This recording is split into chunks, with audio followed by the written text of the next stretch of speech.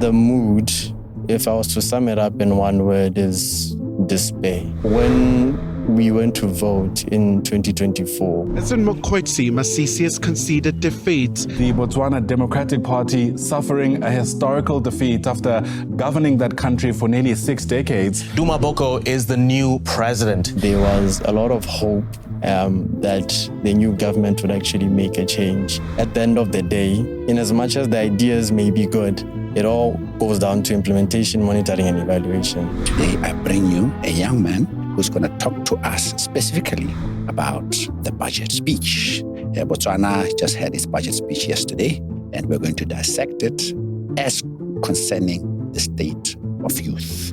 I welcome Thulani Mpete. Thulani! Sir, Dumela mfana.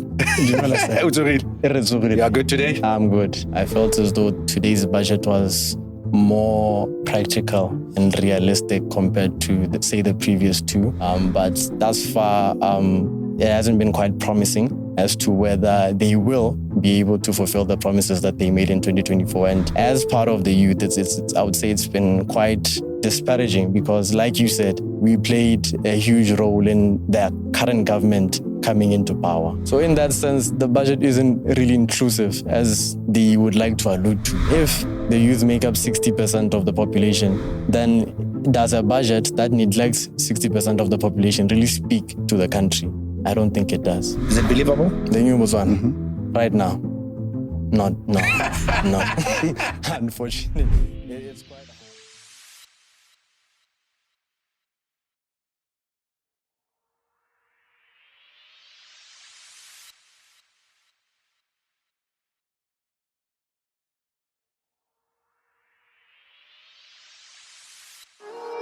Welcome to the Growth Well podcast, where we tap into a well of knowledge, innovation, and leadership to fuel Africa's growth. Here, we explore thought-provoking insights and expert knowledge that empower individuals and businesses to thrive across the continent. Whether it's personal development or professional advancement, our conversations inspire action and impact. This is Growth Well, where ideas flow and growth begins. Let's dive in. The Growth Well family, we're back, and this is awesome. I've been away for about 2-3 weeks, and I missed you all in these conversations. And if you recall recently, our president stood, and one who speaks so well was at a forum in Dubai, I think, talking about the youth and how the youth are going to rule the world. One of the things that he said was that the median age in Africa is 19. And we always talk about the youth dividend. In addition to that, he said Botswana median age is 25. So we can see that our world, in terms of Africa and Botswana, is dominated by these souls, the young souls. That is why today I bring you a young man who's going to talk to us specifically about the budget speech. Botswana just had its budget speech yesterday, presented by His Excellency Vice President Rendaba. And we're going to dissect it as concerning the state of youth. So with that, I welcome Thulani Mpete. Thulani! Sir, Dumela mfana. sir. You are good today? I'm good. Are you good? Are you really good? When you are not good and you're just trying to tell me what I want to hear. Are you really good this morning? Personally, I would say I'm good, but if I was to speak of how I feel about the economy, below 40%. Not so good. Yeah, not so good. I knew it would come out. Yeah. No, welcome, my man. Thank you. And hopefully we will give will give Botswana a picture of what the budget, like what was submitted yesterday, what it means for young people like yourself, and importantly, what it means for the dominating demography of youth across Africa. So, before we start, I'd just like you to just tell Botswana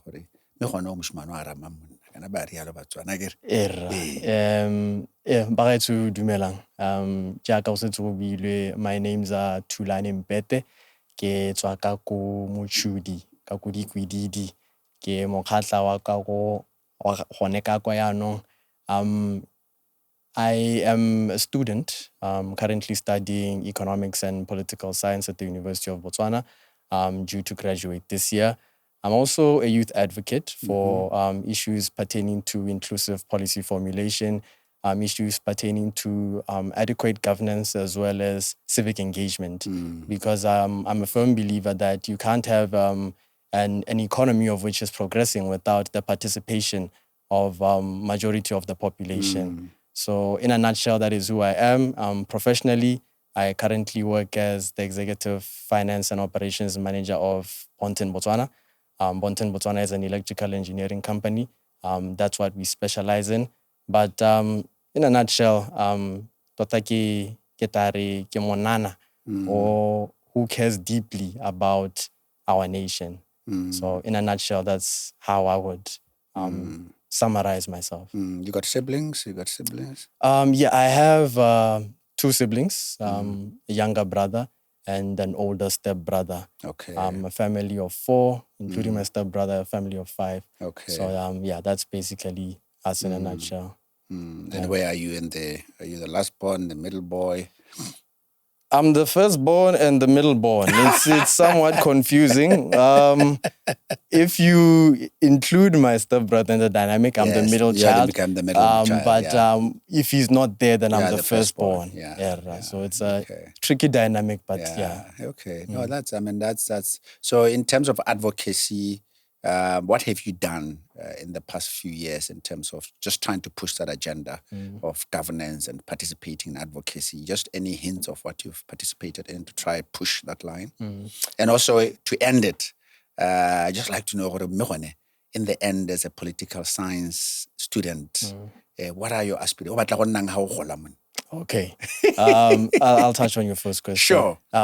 Regarding, just to touch in brief what I've done in terms of governance and policy formulation, I used to serve as the vice president of the Political Science Society and also the president of the Economic Society. At the University of Botswana.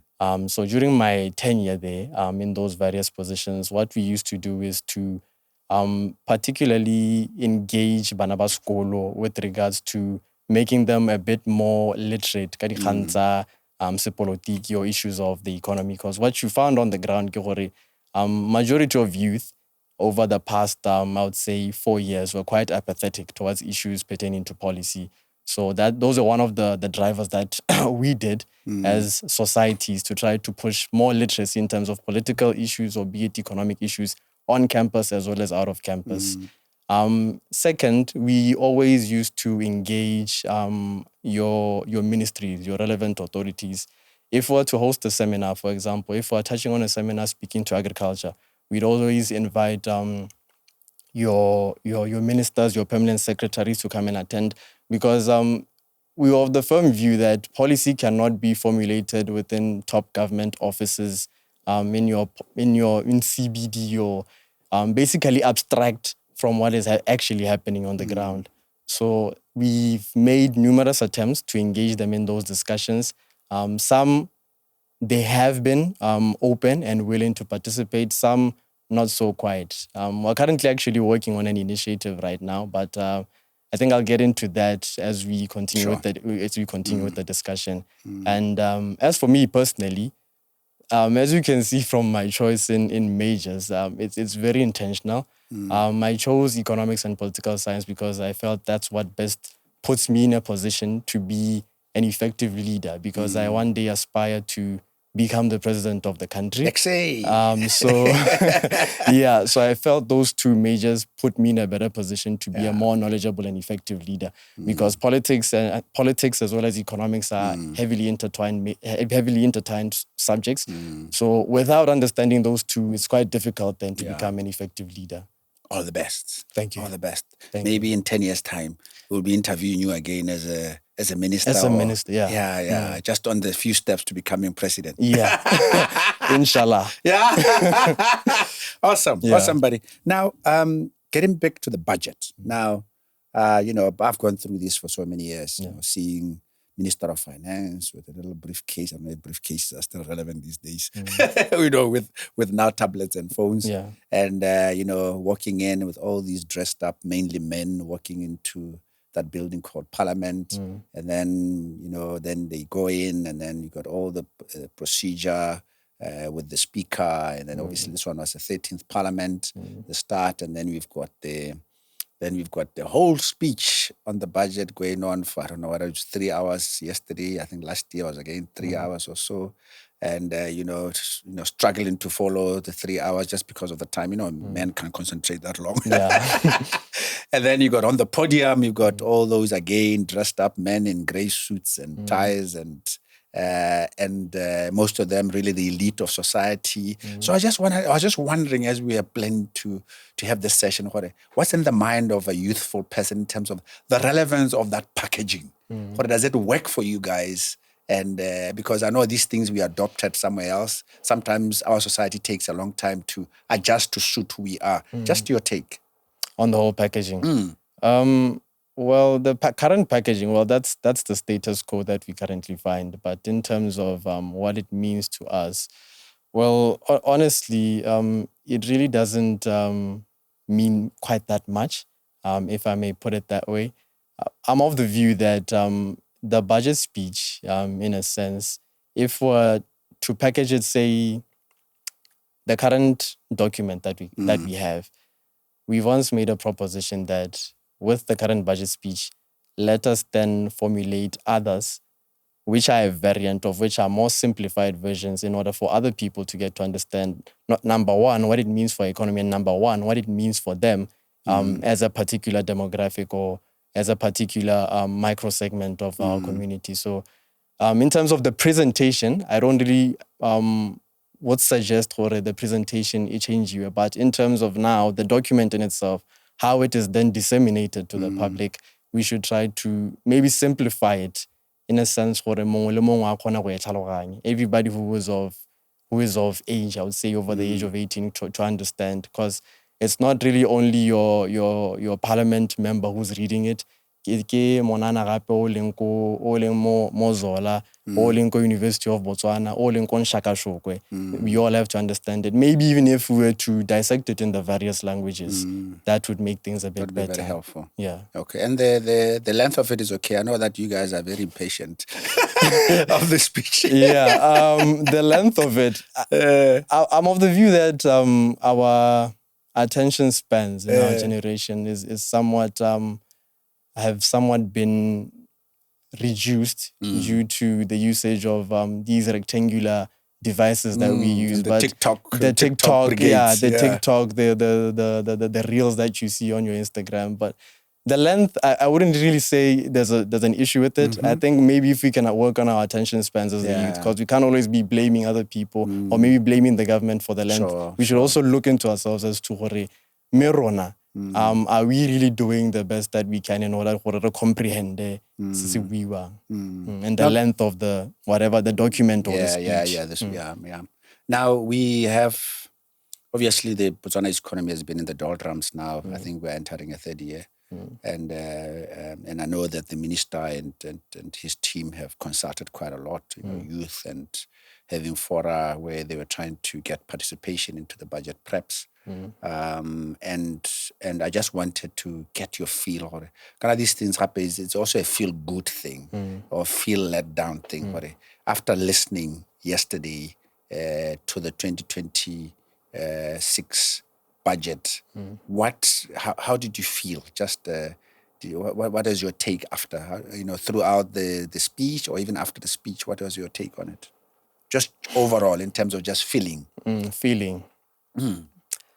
My take on it was somewhat, I felt as though today's budget was more practical and realistic compared to, say, the previous two.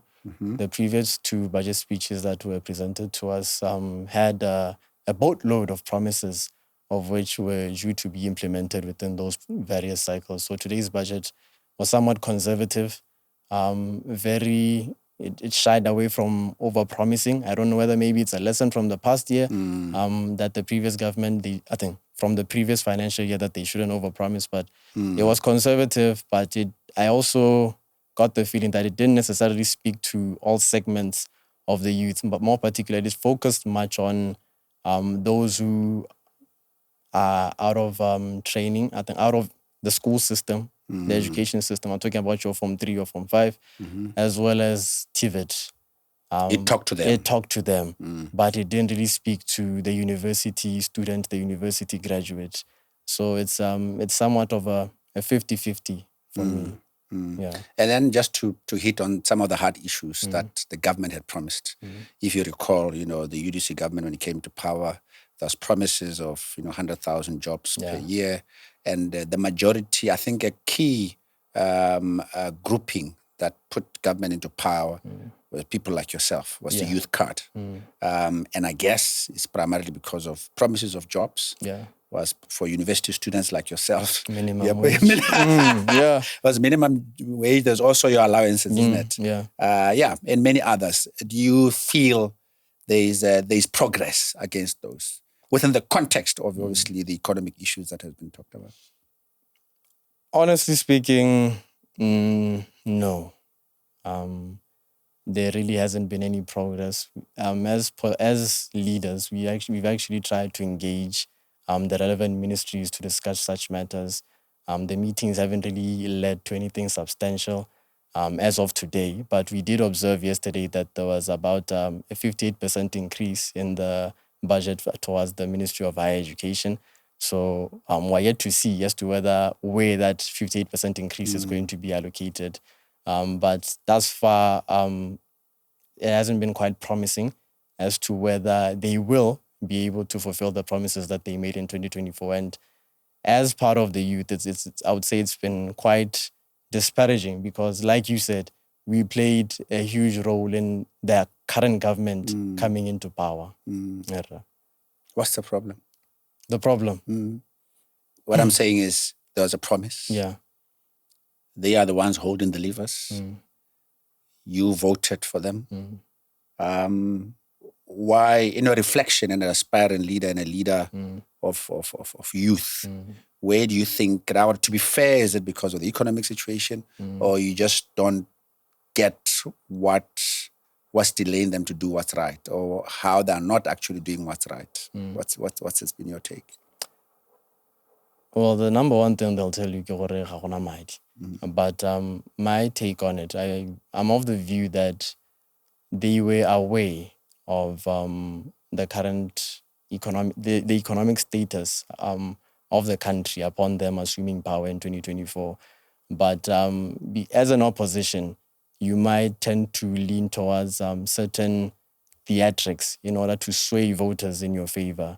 That, coupled with the frustration of bananally the country at large, with the government at the time in the BETP, of course, then swayed the population towards voting for them. So my assessment as to why they haven't been able to live up to their promises, I would say this is a huge. I don't want to make a huge accusation, but to put it mildly, I would say what you call this? There's this term in political science. But basically, over-promising in order to get into power, knowing full well that might not be attainable within the stipulated time frame that you have set out for yourself. So I'd just say over-promising. Do you think you're hoodwinked into voting when they knew that reality that is not achievable? The minimum wage, the 100,000 jobs per year and all those things, you think that was clearly not practical in the works of things? In the works of things, yes. For number one. And they knew it. Yeah, no, and they knew it. And that's the funny part. Some people who were part of drafting that manifesto were actually lecturers of which I actually look up to. And it was... Even at the time, before the elections, I was just looking at the minimum wage. The minimum wage is still at 1.5 as we speak right now. And they were saying they could increase it to 4,000. And the manner in which they were articulating it, they were articulating it in a manner in which they can do it abruptly. And you can imagine a 100% increase in minimum wage. That then makes a ripple effect. Because if 4,000 is minimum wage, then that means even positions higher than that also have to increase. And that ripple effect ultimately is going to lead to inflation, demand-pushed inflation, because the more money that people get, the more that they're going to purchase. The more that they purchase, the more the prices of goods and services are going to go up. So it wasn't practical from the beginning, but that's what they were putting to the people. And that's why I tend to lean towards the view of just taking advantage of the already weakened trust in the BDP at the time. And I know that is that the mood of the youth in general from your interactions, or is just your personal? I mean, you are a youth leader. What is the mood generally around those promises and what's happening on the ground? On the ground, I do interact with quite a lot of people, more especially within my demographic. And honestly speaking, the mood, if I was to sum it up in one word, is despair. When we went to vote in 2024, there was a lot of hope that the new government would actually make a change to the current status quo. We were facing issues such as, just to touch on maybe allowance, for example. Inflation, there's inflation year by year, approximately 3 to 6%. The last time we got an actual increase was 2022. You get your 1.9, you pay rent for 1,000 pula, which is a one room, by the way, not necessarily a luxury room. And then you're gonna use transportation. That's like 300 pula, that's 1.3 already gone. And then you buy food, 600 pula, and then a couple other things. That's 300, 600, that's 1.9 already gone on basic necessities. So it's those kinds of things whereby how you labor and you're like, is there really any hope for change? Is there really any hope for they'll actually implement what it is that they said they do? You go also to your internship program. The way they've currently restructured it, but Leone, it's still the same amount. And you tend to find you are forced, not forced per se, but you're pushed to work overtime. You're not really a permanent employee of the current parastatal that you're working for. That allowance for, okay, even though I'm currently here, I'm trying to gain experience as Monana. Can I also do other things to supplement? You're not even given that leeway at the end of the day. So the current mood on the ground. And then you have your graduates, of course, before I conclude. 4 years in school, 5 years in school, however long a program is, you'll be studying your economics, your finance, whatever it may be. And then at the end of the day, there is no place of which you can be absorbed. Well, graduate or graduate or cashier, working funny odd jobs, but you could find that you are the best performing student in your cohort. Yeah. So it's those kinds of things when you look at them collectively, you're like, it just gives you a sense of despair as to whether or not what was promised will actually be implemented or done at the end of the day.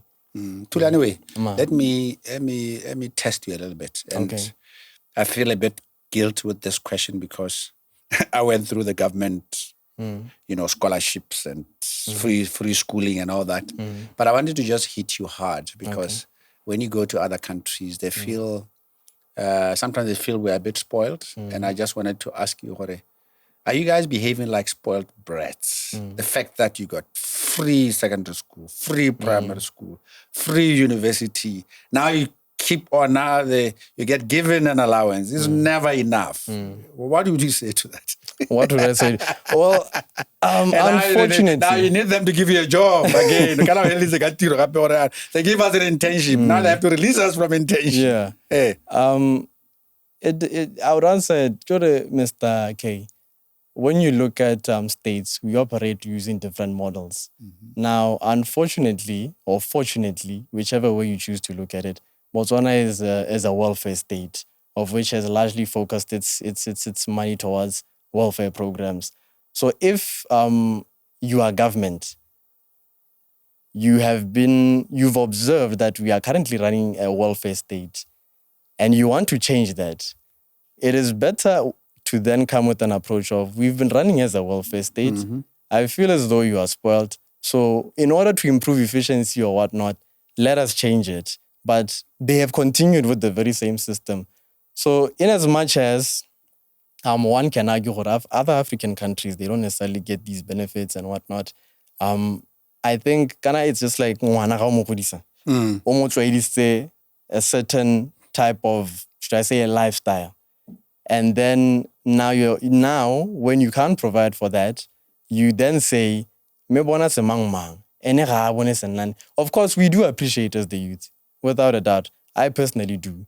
But it comes to a point whereby if I'm spoiled in requesting or demanding that, is the environment conducive enough for me to create my own wealth, something to sustain me over the long term? Because if that was the case, then I don't think there would be a need for any of us to be demanding any of these issues pertaining to allowances or salaries or internship programs and so on. So if we were to trade saying creating a conducive environment, then go and try for yourself, I don't think anybody would have a problem with that.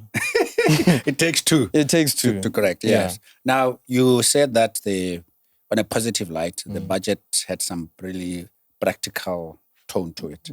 The president, I think the vice president sort of categorized into three categories of, stopping the hemorrhage and stabilizing and ending up with the new Botswana. Now, he spent quite a little bit of time around stopping the hemorrhage, and I assume that's where you say things were a bit practical. Can you just say a little bit more about what you feel were really assuring practical steps that you referred to? There was no glossifying of things. What do you mean by that around those topics that he talked about? Particularly touching on that one, they did make a huge step in reducing government expenditure over the past year. What you would observe in government, I'll just speak about the tendering system, for example. There would be a tender issued and then people bid for that tender at highly inflated prices because of whatever reason of which they put those prices at that particular rate. Then also something that you would normally pay for 5 pula, now the government is paying for it at 20 pula. That's almost like 150% increase. So such markups, of course, at the end of the day, they end up creating unnecessary expenditure for the government. What he did articulate on was the fact that some acts were going to be amended during the course of the financial year.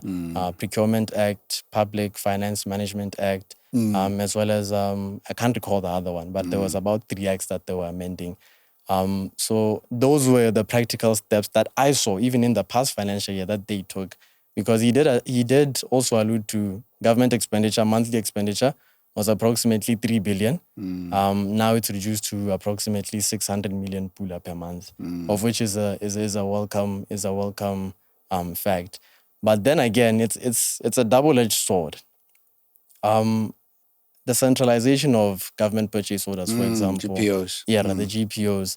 I myself have observed instances whereby because of such centralization and because of reduced expenditure, you would be a supplier to the government and then you'll put in your invoice after producing whatever particular good or service that they would have wanted. And they would say, okay, this invoice would pay within 30 days. 30 days will elapse, the payment doesn't come through. 60 days will elapse, the payment doesn't come through. At that time, as a company, you have operating costs. You have to pay your rents and your leases. You have to pay your employees. And you can't meet those obligations. Now there's a cash flow strain because now the government has also held back on its money. What does that do? It creates a ripple effect in the economy. Because I can't meet my obligations as a company, then that means the employees also can't meet the obligations. Rents don't get paid. They can't afford basic necessities. So it's a double-edged sword. It is a good thing macroeconomically, but now when you focus on the microeconomics, it then creates short-term constraints. And it then goes against the motto of we want to go towards a private sector-led growth model, because this inadvertently also hurts the private sector. No, that sounds fair. But generally, you feel that all those, revising the acts and introducing e-procurement, digital procurement system, which he talked about, and the Financial Management Act and all those revisions, you think those are necessary? Those are sort of anchoring on discipline, having a disciplined approach to government coffers. You think that's a good thing? That was a good thing. Yeah, no, definitely. Because when you look at the history, we've been struggling in terms of financial prudence. So when you're struggling with something, you have to take a step back and actually look, what is it that I can improve and actually to go in a different direction. So definitely the amendments and the introduction of e-procurement will definitely help discipline and financial prudence for the country. Okay. Now, what excited you? What was, when you listen to like, that's tasty, and actually looking forward to that. I know in terms of just new things that came out of this budget, which were a pleasant surprise. Is anything that stands out, especially from a context of the youth? I mean, we, as you rightly said, we have, youth unemployment of whatever, 34, 38%. I mean, that's really, really a situation that needs some urgent attention. We have acute issues of mental health for youth. This is coming from a social front as well. I mean, what do you think came out of this that talks to that? One thing was the National Fund of Funds. That's something that was proposed in yesterday's budget, and it's somewhat of a new model that is being introduced as compared to what has been used over the past couple of years. This National Fund of Funds, basically the explanation was that it aims to create a more sustainable financial model in which youth entrepreneurs can be financed. The current model with your CEDA, with your YDF, was that you have to come with a certain level of collateral or assets in order for you to secure a loan. And that loan in that grant or loan, because sometimes the terms they differ. The terms they differ. But you'd have to pay it within a certain amount of time. And when you look at it from a business perspective, or when you analyze the analytics, you usually need a bit of breathing room in order for your business to start thriving and in order for it to start repaying back the loans. But the old model, or rather the model that is currently being used, it usually led to a lot of businesses defaulting on the grants or on the loans. So this new model, that it stems from, it's something that was used within Silicon Valley in the States. Your Facebook, your Google were funded through this model. So it's something of which there's usually incubation, there's usually access to mentorship, and the stages of your business as it progresses, the funding is more intermediary, meaning you're funded at each stage of your development, as opposed to if I have a proposal today and I need 100,000, I'm given that 100,000 at once, and at that time maybe I don't really need it at that particular time. But if it's intermediary, then your business is more likely to scale better, as opposed to all at once. So that was a welcome development that I picked from yesterday's budget, more particularly banana. Okay, fund of funds. Yeah. So they think that should go a long way to addressing, especially funding of startups by youth. Yeah, okay. Because it usually led to a lot of exclusivity. Because if you didn't have the assets or if you didn't have the collateral, then you won't likely get access to the funding. So in this manner, it breeds more inclusivity in that people have a higher chance of getting funding. And also for the government, I think it will lead to lower default rates in terms of repayments, the grants or the loans that they. And then one thing that he touched on was the discipline or the rigor at which they came up with BETP, the Botswana Economic Transformation Program, with the labs and the rigor of ensuring that the business idea is really scrutinized right up to bankable level before projects can be, across you name the 6 areas that some of them are social, but most of them are, your tourism, your mining, manufacturing, and so forth. And he seemed quite excited about the BETP. Is it something that you think also it's a good thing that they have this economic transformation program? Yeah. That is supposed to take us to 2036. Yeah, it's supposed to take us to 2036. Yes, I do believe it's something of which could take us somewhere, more especially because the processes to which it was developed was somewhat different from what we saw with previous economic transformation plans, in that it involved more stakeholders, because people pitched the ideas and they were called into the labs, of which whatever idea of which needed, say it needed government or it needed particular private entity, they would call in that private entity to the lab. So it's going to, I feel it's going to make a difference, because it's built on feasibility, in that there was a lot of research that went into it. But of course, now the main point comes to how it's going to be implemented, the monitoring and evaluation. Because what we've observed in the past, I would say Botswana would score a 10 out of 10 in terms of writing policies. We're very good at writing policies, but when it comes down now to implementation, to monitoring, to evaluation, we usually fall short on that regard. They did say they're going to introduce new structures. I'm looking forward to hearing how they're going to do it differently than it was done in the past. But at the end of the day, in as much as the ideas may be good, it all goes down to implementation, monitoring, and evaluation. In addition to this, we touched on the Vision 2036, and in the end, these are the guys that are setting you guys for success in future 2036, prosperity for all, and all that. So let's now go to the new Botswana. That he is it believable? The new Botswana. Right now. No. Unfortunately, it's quite hard to believe that we're going into a new Botswana right now, given what is currently happening on the ground. This year, even the outlook, the macroeconomic outlook, is not necessarily looking good. So it's quite difficult to believe that. Is it aspirational? Yes. Is it practical? I would say no. Even to believe it's quite difficult. It's quite difficult.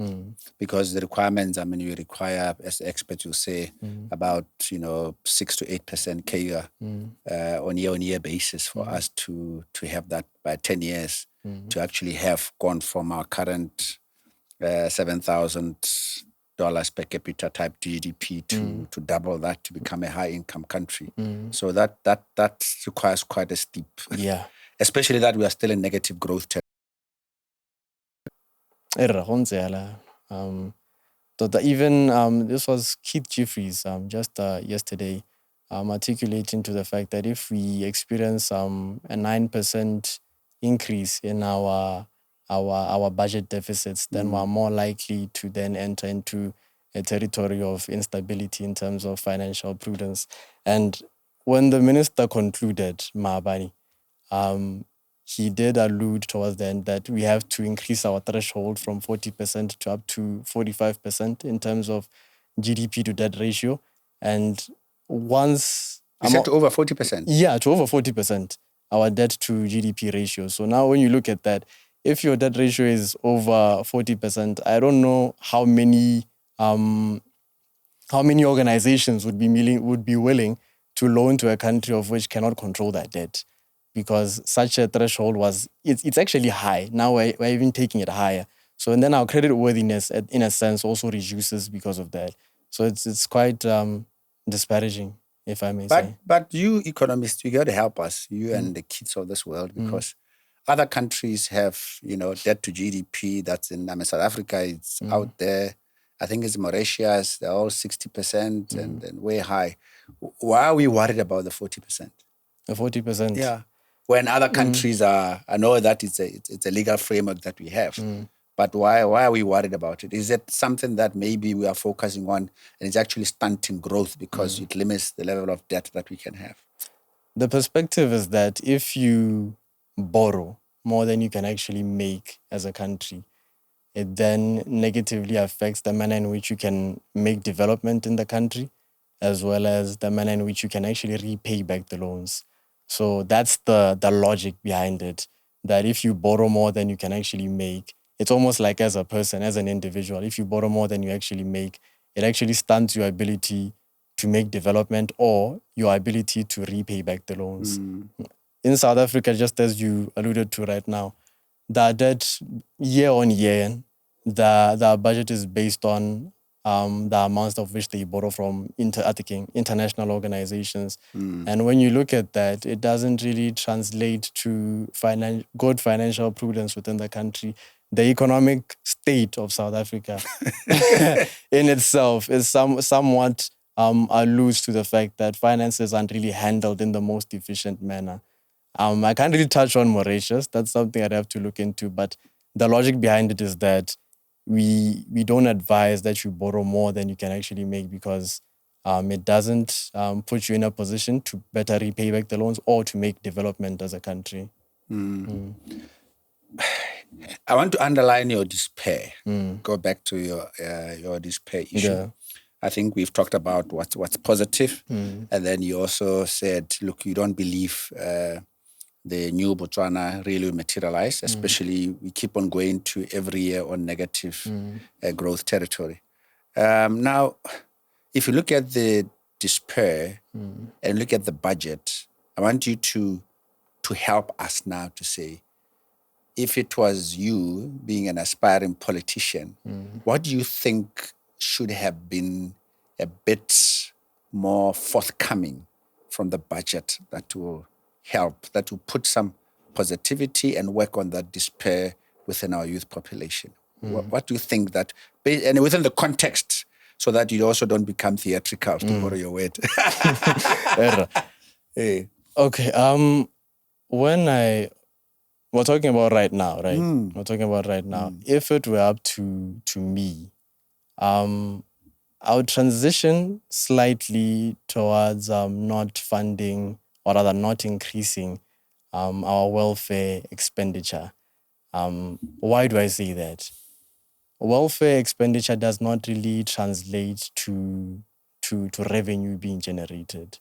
If you're going to increase ipelegeng, which is now ikareng, from slightly under 2,000 to now it's 2.5, you're going to increase Tantabala. Tantabala was increased last year, but it's also another welfare program. You want to then introduce the 300 pula to newborn babies. Such expenses of which now you are even reaching into Botswana's pockets, taxpayers, through tax increases. I would say if we redirect the funds that we are currently investing into much of these welfare programs into initiatives of which, just like the National Funds of Funds, it's scheduled to begin next financial year. If such an idea was to be implemented this financial year, I feel if it was prioritized, it would have yielded more results than the current amount of money of which we're investing into welfare programs. Because in turn, if we invest more into revenue generating initiatives, we can then come back and increase the welfare programs like we had promised Botswana in 2024. So now what I observe is that doing the opposite. We want to increase welfare programs and then we hope to make revenue in the future. So we have to make the money first. We have to make the money first and then get into the welfare. That's right. Yeah. So that's the big one. Yeah. That you think, and we have a history of huge welfare, sometimes, teetering on wastefulness in terms of mananeo a governmente, where we've poured billions over the years. Yeah. That will be your concern, whether this seems to be carrying on. Yes. That is my concern, because that's what happened under the BETP for 58 years. Mananeo year in, year out.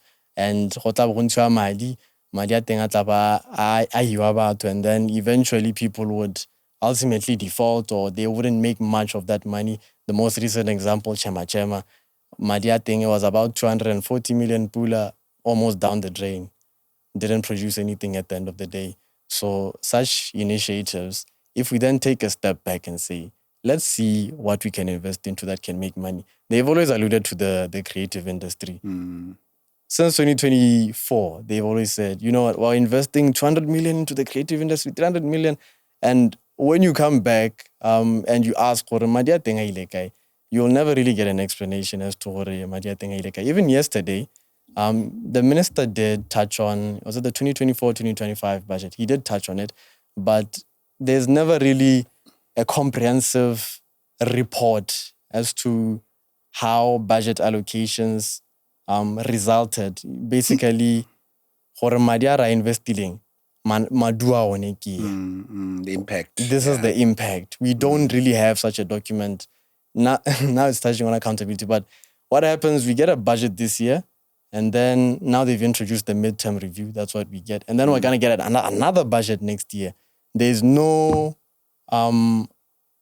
there's no middle, or there's no bridge to view. Before we even get into the next budget, what have we actually done with our previous budget? Re bolella Botswana gore madi a ne ra bua a dirileng ga a diraeng ga ra kgona se ka gore se nnanne. So this is where we aim to improve. We just get a new proposal year in, year out. Okay. So I don't know if you have any others, but I think you've made the point around the refocusing from putting so much into the welfare state instead of refocusing our funds, especially now that things are very tight, putting it on really, investor-ready or projects with clear ROI. I think that's what you're saying. Yeah. Anything else that if you were to sit with the minister, you say, Minister, you should have any other one or two that you would have proposed?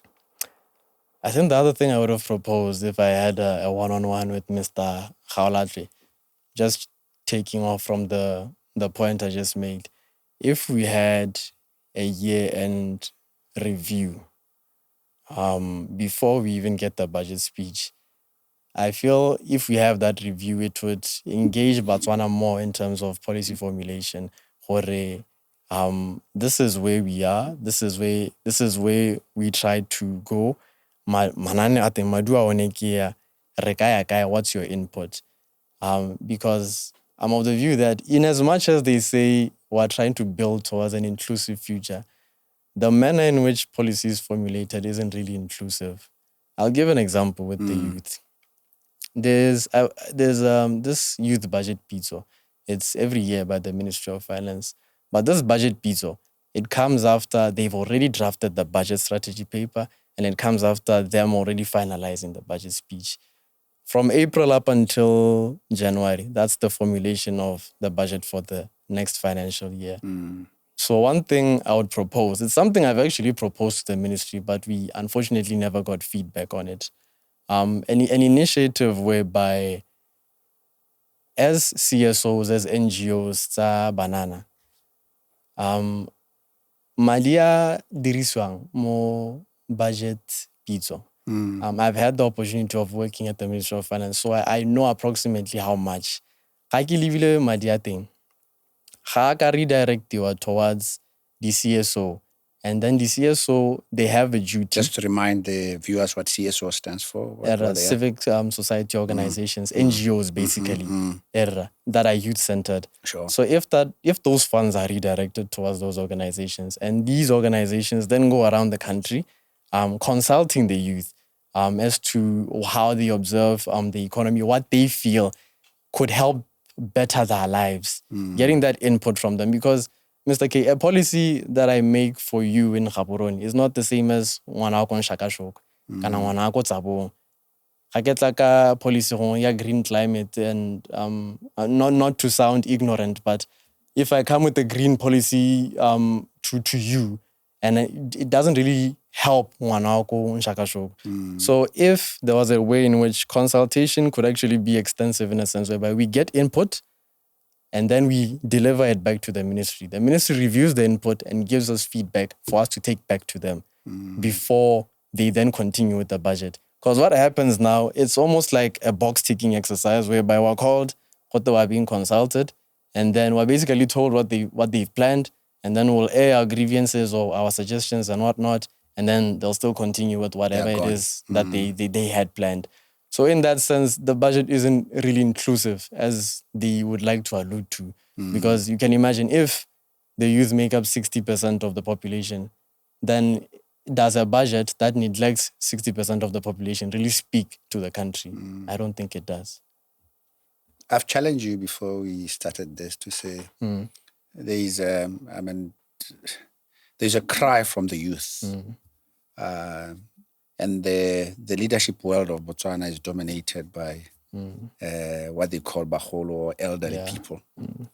You know, I just 2 weeks ago, I was doing some work for one ministry, the ministry with no name, and I was working with the minister and his or her her leadership team, you know, the executive committee of the ministry, basically. And, you know, I even teach them as a start to say, looking at you, 90% of them were over 40 years old. Actually, the bias was really, most of them were in their 50s, some of them were in their 60s. And there was clearly no one below 30. There was clearly no one actually from 35 downwards. And this is a ministry demography. So the question to you is, we have a system which is skewed against you. I mean, you representing the youth cadre. So my question is, as youth, you know, you're on radio, you're speaking out, but you're not. It appears that your voice is not being heeded, in spite of you having the capability to change government. So, are you doing enough? Why are you turning into crybabies that are actually not making a difference? People like you, SRC presidents, and all the leaders of youth organizations, are you failing your people? Okay, Erra. It's a bit tricky. I feel as youth leaders, maybe the aspect in which we are failing to really engage the rest of our demographic is to simplify the policy, to simplify the effects of how policy really affects us as Banana. Because you are right in the fact that we are speaking, we are here on podcasts, we are there on radio, we are there on TV, but nothing actually happens. I would say it calls for more initiative, and it's upon us as leaders to see how we become more initiative-driven. Whether does it mean that we go on strike or a demonstration? Are you guys too soft? I mean, we have a worst case scenario where in Kenya they got fed up, and they went onto the streets and they made their point. You know, and really, it's a matter of Alona here. You're just too soft, and you're not making impact. But you seem to be, I don't know. You're just paralyzed. Yeah, I think it's the culture of which we grew up into.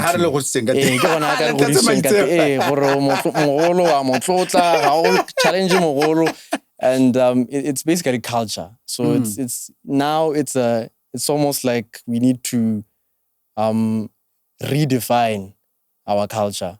It's not really disrespectful. Question 1, 2, 3. It's not really disrespectful. I just want clarity because what you are deciding on actually affects me as a young person. So it's multi-layered. It's more like we have to, as leaders, I feel we have to educate more. And at the same time, we have to redefine culture. Because, and that's the most difficult part. Because like you said, it's quite difficult.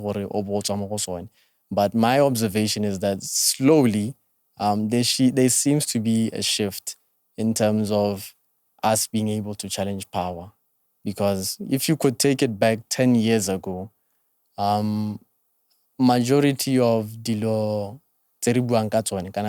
majority of policies they weren't really, the youth were quite passive, more passive than they are today. We've shifted. I would say majority are keyboard warriors, but now we need to advance more than keyboard warriors to actually get on the ground and actually demand the change. To get a movement, not a few stars. Exactly.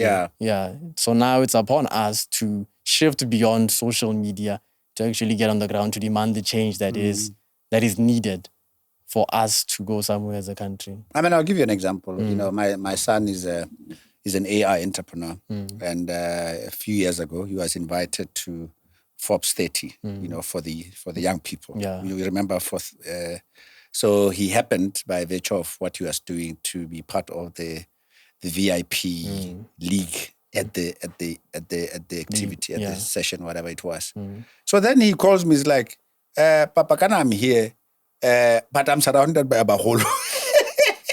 but he thought you'll be amongst youth and it's the under vibe. 30. And, yeah, I mean, ministers were there, and it's like, and he was genuinely surprised, how does this work? Yeah. But would you say that's typical? Is that typical of what happens around in terms of, like I told you, this session, it was a forum, it was a leadership, and there was just so few. Khaleo. That's really what I'm saying. Yeah. Yeah. That's true. The revolution will not be televised. That's true.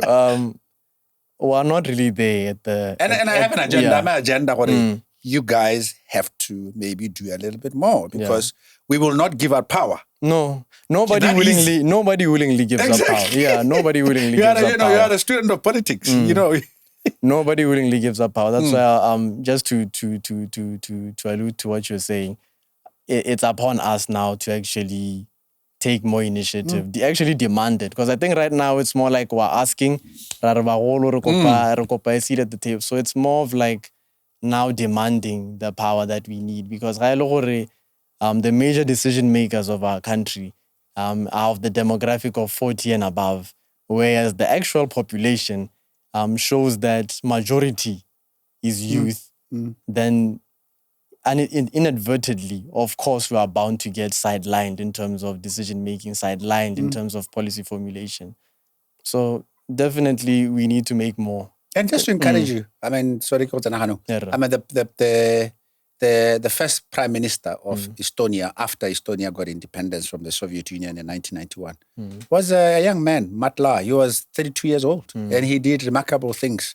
As you're an aspiring prime minister, president, things can happen. Finland has been led by, young ladies in their 30s, and Finland is still up there. So Rona, we have, you have President Museveni at 80-something taking power, and the issue, where are you guys?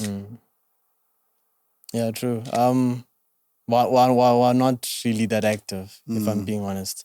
I think that's something of which we as leaders have to reflect on as to the next steps to take where we can actually make a difference. But actually something of action, something of which is tangible and is impactful. So that's definitely a takeaway for us as leaders. We have to do more. No, great stuff. No, thanks, Thulani. We are about to come to an end. And usually I like to, for you are obviously an inspiration to other young people. You stand out, you speak out, you are an activist. But I just like to know some might be even admiring you for, standing up and saying, I'm going to come to a podcast, I'm going to come to BTV studio and speak out, exchanging this type of views. Yeah. What, anything inspirational that you'd like to say to other young people from what you've discussed, from what came out of the budget speech yesterday, anything that you'd like to share with them, and feel free to talk to them there directly. And Okay. To those who, I think one thing I'd like to say, it's not really the first time a country is going through a recession. It's not the first time that a particular demographic in a population are necessarily sidelined from decision making. It's something that's happened historically, but it's something of which has been corrected, provided that necessary action is taken. A typical example is what was happening in apartheid South Africa. The majority of people in South Africa were black people, but they were sidelined from decision making. So it was upon them to see how they take back initiative to actually make a change. So in closing, what I'd say is, whatever it is that you're doing, nobody is coming to save you.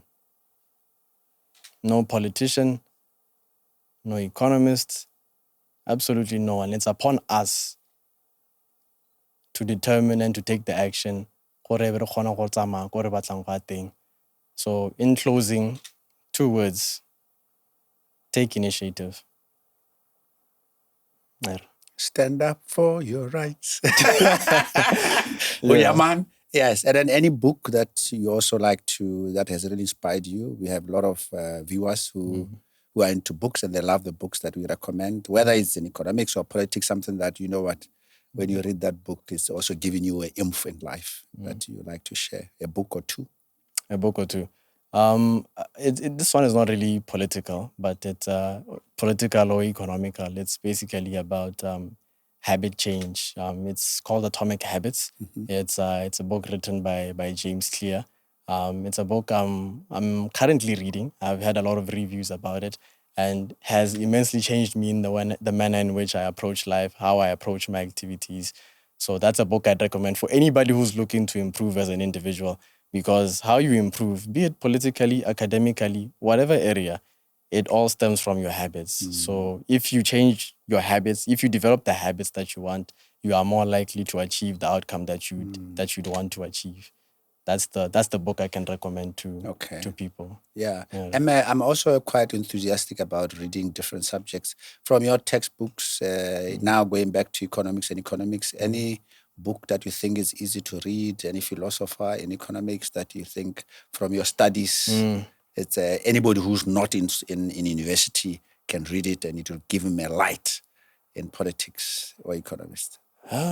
Honestly, if I'm being honest, Mr. K, as economists, we have a shortfall in a sense whereby the book sorry, they're quite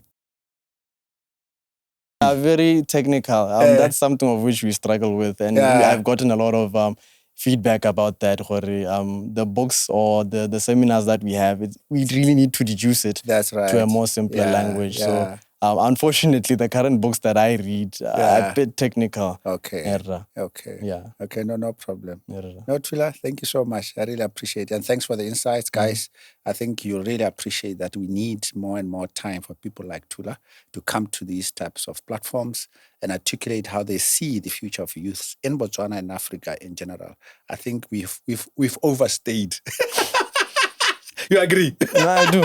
Honestly. We've overstayed, and even seems like, guys, still highly.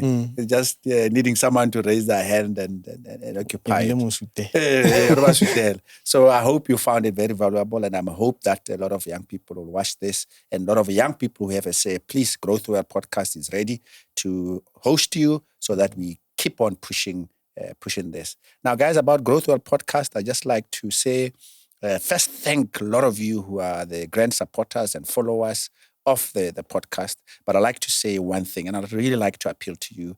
77% of you that watch the podcast are not subscribers. And I'm sure you all know how it works. For us to be able to grow, to be able to invite and super guests from Africa, global, for which we plan this year, we need those numbers to be able to do it. So please do us a favor for this African podcast of yours. Just press subscribe and then share with your networks. And then together we will grow, and together we will make a difference, which we want to do with this podcast. So thank you very much for watching today, and see you next time. Thanks, buddy. Guys, and we really appreciate it for the growth that we've gone through the past year. But the bulk of you are still not subscribing on our YouTube channel. And we'd like to encourage you to please subscribe so that we can increase the viewership and the reach. And those that are not on YouTube, please also share, like, so that we can reach more people out there. Whilst on YouTube, we also have a very vibrant WhatsApp community that will love you to join in as well, where we do debates on these issues. The community you can find on the description aspect of the YouTube. So go there and you can join our WhatsApp community. Thank you very much.